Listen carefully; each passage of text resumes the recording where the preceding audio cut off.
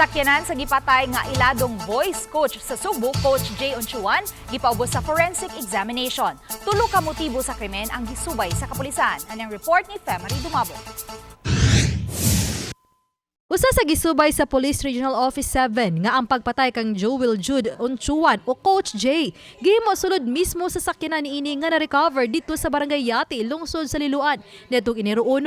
Matod sa tigpamaba sa Pero 7, Police Lieutenant Colonel Gerard A. Spilari nga sa pagkakaron aduna sila tulo ka motibo nga gisubay sa pagpatay kang Unchuan.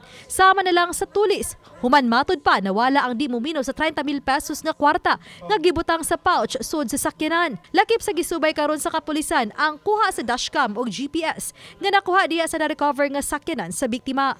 Dugang ni Pilari nga dako ang posibilidad nga ang mga sospek sa krimen kailara sa biktima o naanay komunikasyon sa wala pa kininapalgan sa City of Naga ang biktima. Nasubay na usab sa kapulisan ng mga dapit nga gituan sa sakyanan sa biktima sa wala pa kininapalgan nga patay. Nagpadayon ang backtracking sa mga investigador sa mga CCTV camera aron masuta kung asa ni sakay ang suspect o di baka ang biktima.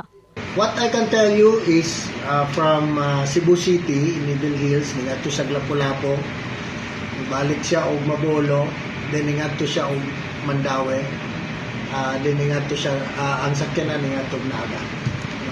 Kana ginatan-aw pa na karon og diing dapita na meet niya ang suspect. No, that is why tedious ang atong backtracking sa CCTV. The cell phone, which was also recovered, and we have subjected it to forensic examination. Kay atong makita na taas kay posibilidad nga ang atong mga suspect or suspects kaila sa victim. Obani Cleofer Lumayag, Femari Dumabok. GMA Regional TV Live.